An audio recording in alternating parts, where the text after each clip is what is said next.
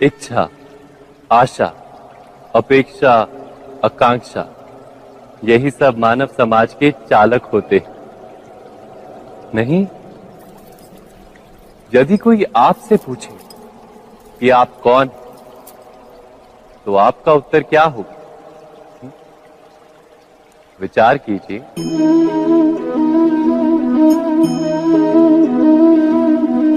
आप तुरंत ही ये जान पाएंगे कि आपकी इच्छाएं ही आपके जीवन की व्याख्या है। कुछ पाने से मिली सफलता, कुछ ना पाने से मिली निष्फलता ही आपका परिचय।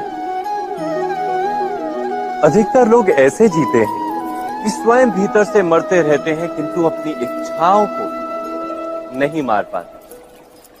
इच्छाएं उन्हें दौड़ाती हैं जिस प्रकार मृग तृष्णा मृग को दौड़ाती।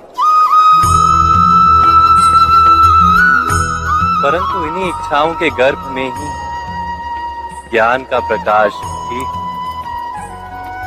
कैसे?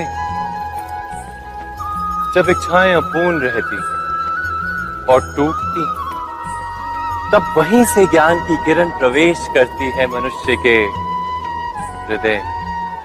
ना, ये कथा नहीं है केवल इच्छाओं के संघर्ष की, नहीं है केवल महत्वाकांक्षाओं से जन्म लेने वाले भयावह रक्तपात।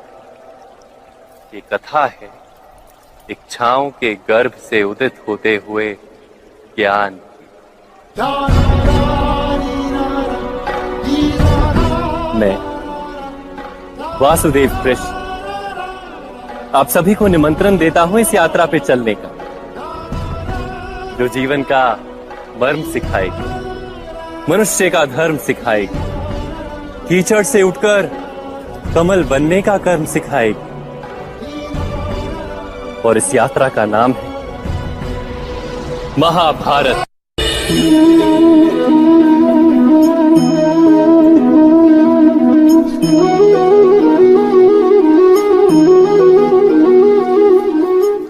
संतानों के भविष्य को सुख से भरने का प्रयत्न करना, यही हर माता पिता का प्रथम कर्तव्य होता है, जिन्हें आप इस संसार में लाएं और जिनके कर्मों से ये जगत आपका भी परिचय पाएगा भविष्य में। उनके भविष्य के सुख की योजना करने से अधिक महत्व और हो भी क्या सकता है। किंतु सुख और सुरक्षा, क्या ये मनुष्य के कर्मों से प्राप्त नहीं होते?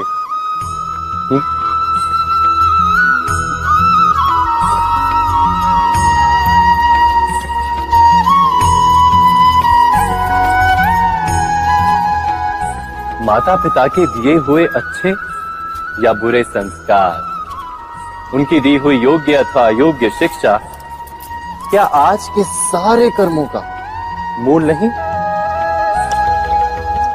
संस्कार और शिक्षा से बनता है मनुष्य का चरित्र। अर्थात माता पिता अपनी संतानों का जैसा चरित्र बनाते हैं, ऐसा ही बनता है उनका भविष्य। किंतु फिर भी अधिकतर माता पिता अपनी संतानों का भविष्य सुरक्षित करने की चिंता में उनका चरित्र निर्माण का कार्य भूल ही जाते हैं। वस्तुतः जो माता पिता अपनी संतानों के भविष्य की चिंता करते हैं, उनकी संतानों को कोई लाभ नहीं होता।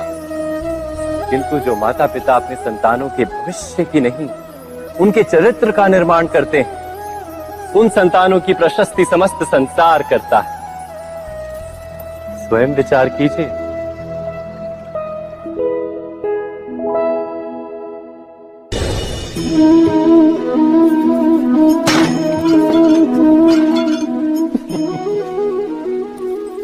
कभी कभी कोई घटना मनुष्य के जीवन की सारी योजनाओं को तोड़ देती और मनुष्य उस आघात को अपने जीवन का केंद्र मान लेता। पर क्या भविष्य मनुष्य की योजनाओं के आधार पर निर्मित होते हैं? नहीं। जिस प्रकार किसी ऊंचे पर्वत पर सर्वप्रथम चढ़ने वाला उस पर्वत की तलाई में बैठकर जो योजना बनाता है, क्या वही योजना उसे उस पर्वत की चोटी तक पहुंचाती है? नहीं। वास्तव में वो जैसे जैसे ऊपर चढ़ता है वैसे वैसे उसे नई नई चुनौतियां, नई नई विडंबनाएं, नए नए अवरोध मिलते हैं। प्रत्येक पद पर वो अपने अगले पद का निर्णय करता है। प्रत्येक पद पर उसे अपनी योजनाओं को बदलना पड़ता है। कहीं पुरानी योजना उसे खाई में ना ढकेल दे। वो पर्वत को अपने योग्य नहीं बना पाता, केवल स्वयं को पर्वत के योग्य बना सकता है। क्या जीवन के साथ भी ऐसा ही नहीं? जब मनुष्य जीवन में किसी एक चुनौती को, एक अवरोध को अपने जीवन का केंद्र मान लेता है, अपने जीवन की गति को ही रोक देता है, तो वो अपने जीवन में सफल नहीं बन पाता और ना ही सुख और शांति प्राप्त कर पाता। अर्थात जीवन को अपने योग्य बनाने के बदले स्वयं अपने को जीवन के योग्य बनाना ही सफलता और सुख का एकमात्र मार्ग नहीं। स्वयं विचार कीजिए।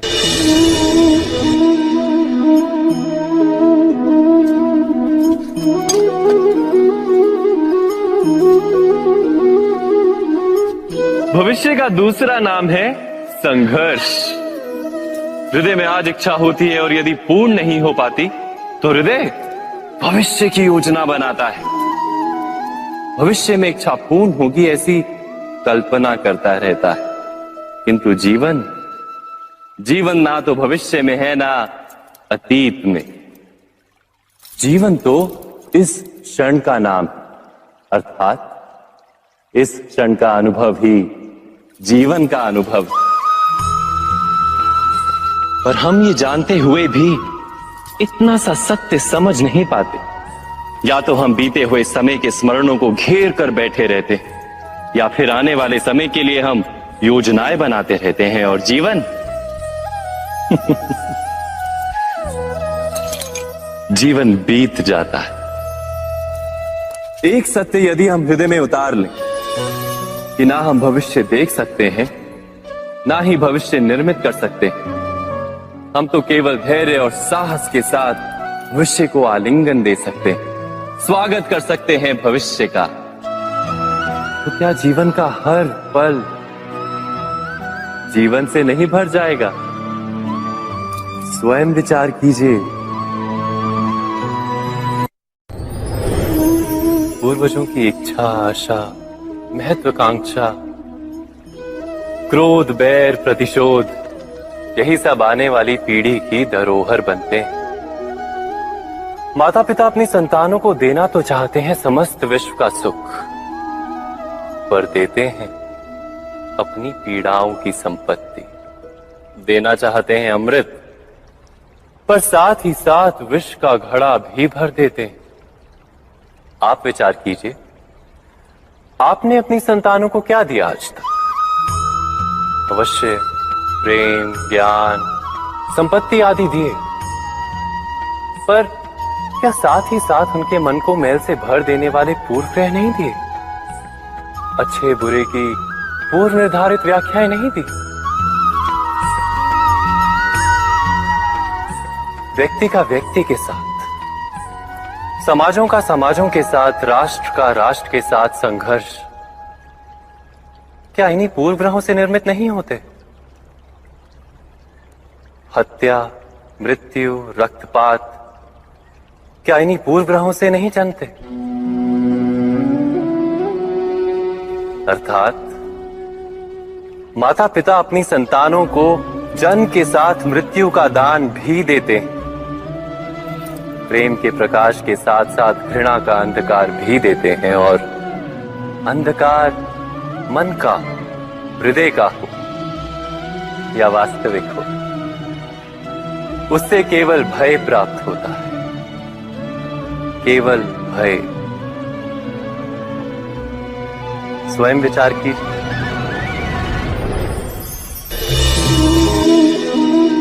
मनुष्य के हृदय में भय का साम्राज्य रहता है सदा। कभी संपत्ति के नाश का भय, कभी अपमान का भय, कभी अपनों से छूट जाने का भय। इसीलिए भय का होना सबको स्वाभाविक ही लगता है। क्या कभी विचार किया है, जो स्थिति अथवा वस्तु भय को जन्म देती है, क्या वहीं से वास्तव में दुख आता है? नहीं, ऐसा तो कोई नियम नहीं। और सबका अनुभव तो ये बताता है कि भय धारण करने से भविष्य के दुख का निवारण नहीं होता। भय केवल आने वाले दुख की कल्पना मात्र ही है, वास्तविकता से इसका कोई संबंध नहीं है। तो क्या ये जानते हुए भी कि भय कुछ और नहीं, केवल कल्पना मात्र ही है, इससे मुक्त होकर निर्भय बन पाना क्या बहुत कठिन है? अवश्य विचार कीजिएगा।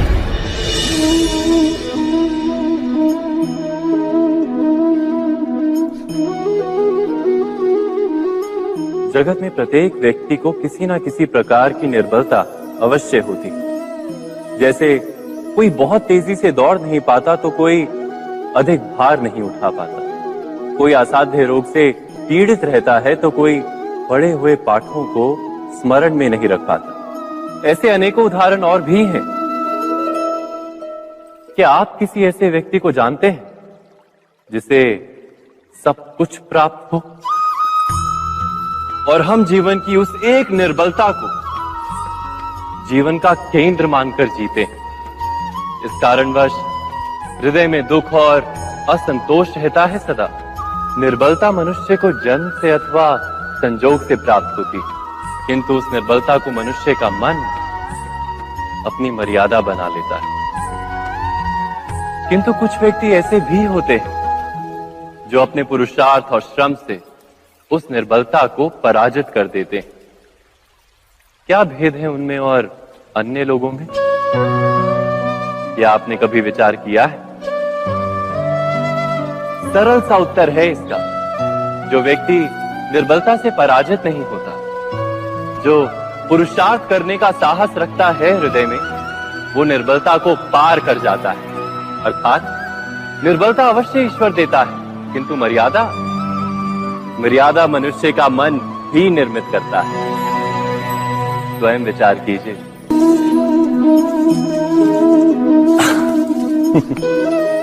मनुष्य के सारे संबंधों का आधार है अपेक्षा। पति कैसा हो जो मेरा जीवन सुख और सुविधा से भर दे, पत्नी कैसी हो जो सदैव मेरे प्रति समर्पित रहे, संतान कैसी हो जो मेरी सेवा करे, मेरा आदेश माने।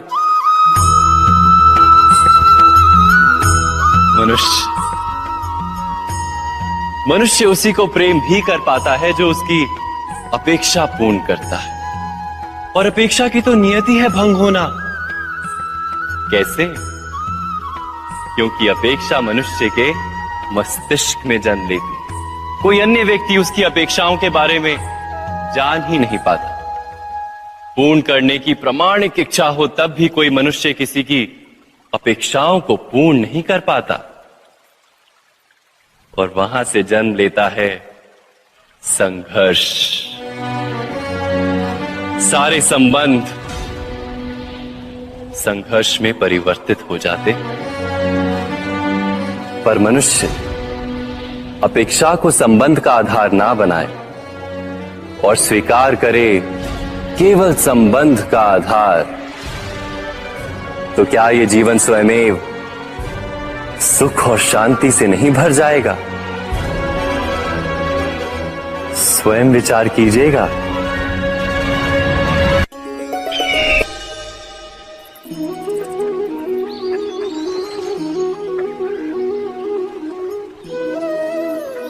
समय के आरंभ से ही मनुष्य को एक प्रश्न सदा पीड़ा देता है कि वो अपने संबंधों में अधिकतम सुख और कम से कम दुख किस प्रकार प्राप्त कर सकता है।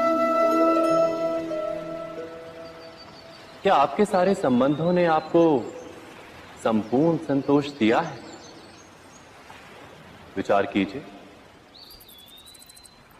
हमारा जीवन संबंधों पर आधारित है, हमारी सुरक्षा संबंधों पर आधारित है। इसी कारण हमारे जीवन के सारे सुखों का आधार भी संबंध है। किंतु फिर भी हमें संबंधों में ही अधिकतर दुख क्यों प्राप्त होते हैं? सदा ही संघर्ष भी संबंधों से ही उत्पन्न क्यों हो जाते हैं? कभी विचार किया है? जब कोई व्यक्ति किसी अन्य व्यक्ति के विचार अथवा कार्य को स्वीकार नहीं करता, उसमें परिवर्तन करने का प्रयत्न करता है, तो संघर्ष जन्म लेता है।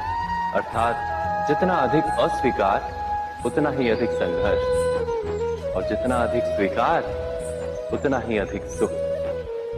क्या ये वास्तविकता नहीं? यदि मनुष्य स्वयं अपनी अपेक्षाओं पर अंकुश रखे, अपने विचारों को परखे, किसी अन्य व्यक्ति में परिवर्तन करने का प्रयत्न ना कर स्वयं अपने भीतर परिवर्तन करने का प्रयास करे, तो क्या संबंधों में संतोष प्राप्त करना इतना कठिन? अर्थात क्या स्वीकार ही संबंध का वास्तविक अर्थ नहीं? स्वयं विचार कीजिए।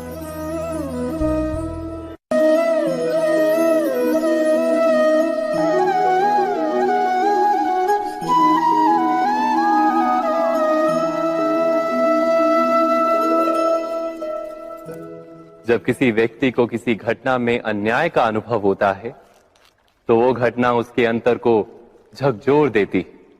समस्त जगत उसे अपना शत्रु प्रतीत होता है। अन्याय लगने वाली घटना जितनी बड़ी होती है, मनुष्य का हृदय भी उतना ही अधिक विरोध करता है। उस घटना के उत्तर में वो न्याय मांगता है, और ये योग्य भी है। वास्तव में समाज में किसी भी प्रकार का अन्याय व्यक्ति की आस्था और विश्वास का नाश है। किंतु ये न्याय क्या है? न्याय का अर्थ क्या है? अन्याय करने वाले को अपने कार्य पर पश्चाताप हो, और अन्याय भुगतने वाले के मन में फिर से विश्वास जगे समाज के प्रति। इतना ही अर्थ है ना न्याय का। किंतु जिसके हृदय में धर्म नहीं होता, वो न्याय को छोड़कर बैर और प्रतिशोध को अपनाता है। हिंसा के बदले प्रतिहिंसा की भावना लेकर चलता है। स्वयं भोगी हुई पीड़ा से कहीं अधिक पीड़ा देने का प्रयत्न करता है, और इस मार्ग पर चलते अन्याय को भुगतने वाला स्वयं अन्याय करने लगता है। शीघ्र ही वो अपराधी बन जाता है। अर्थात न्याय और प्रतिशोध के बीच बहुत कम अंतर होता है, और इसी अंतर का नाम है धर्म। क्या ये सत्य नहीं? स्वयं विचार कीजिए। दो व्यक्ति जब निकट आते हैं तो एक दूसरे के लिए सीमाएं और मर्यादाएं निर्मित करने का प्रयत्न अवश्य करते हैं।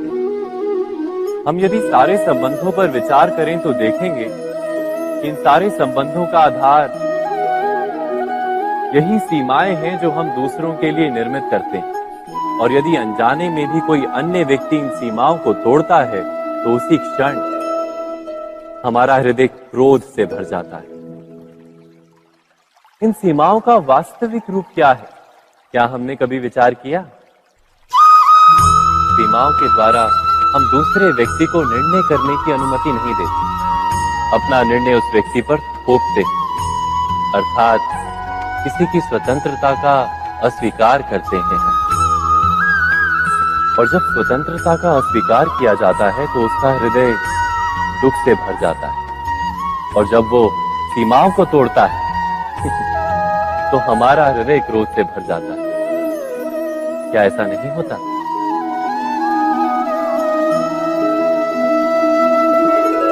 पर यदि एक दूसरे की स्वतंत्रता का सम्मान किया जाए तो किसी मर्यादाओं या सीमाओं की आवश्यकता ही नहीं होती। अर्थात जिस प्रकार स्वीकार किसी संबंध का देह है, क्या वैसे ही स्वतंत्रता किसी संबंध की आत्मा नहीं? स्वयं विचार की।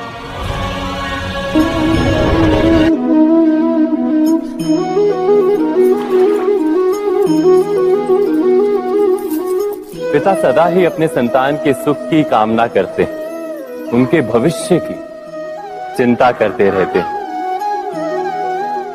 इसी कारणवश सदा ही अपने संतानों के भविष्य का मार्ग स्वयं निश्चित करने का प्रयत्न करते रहते हैं। जिस मार्ग पर पिता स्वयं चला है, जिस मार्ग के कंकर पत्थर को स्वयं देखा है, मार्ग की छाया, मार्ग की धूप को स्वयं जाना है, उसी मार्ग पर उसका पुत्र भी चले, यही इच्छा रहती है हर पिता की। निसंदेह उत्तम भावना है ये, किंतु 3 प्रश्नों के ऊपर विचार करना हम भूल ही जाते हैं। कौन से प्रश्न? प्रथम प्रश्न, क्या समय के साथ प्रत्येक मार्ग बदल नहीं जाते? क्या समय सदा ही नई चुनौतियों को लेकर नहीं आता? तो फिर बीते हुए समय के अनुभव नई पीढ़ी को किस प्रकार लाभ दे सकते हैं? दूसरा प्रश्न, क्या प्रत्येक संतान अपने माता पिता की छवि होता है? हाँ, संतानों को संस्कार तो अवश्य माता पिता देते हैं, किंतु भीतर की क्षमता तो ईश्वर देते हैं।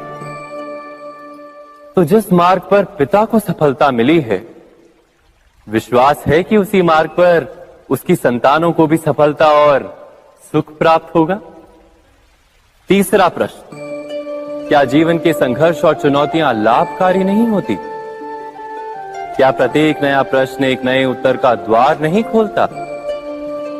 तो फिर संतानों को नए नए प्रश्नों, संघर्षों और चुनौतियों से दूर रखना, ये उनके लिए लाभ करना कहलाएगा या हानि पहुंचाना? अर्थात जिस प्रकार संतान के भविष्य का निर्माण करने के बदले उसके चरित्र का निर्माण करना श्रेष्ठ है, वैसे संतानों के जीवन का मार्ग निश्चित करने के बदले उन्हें नए संघर्षों के साथ जूझने के लिए मनोबल व ज्ञान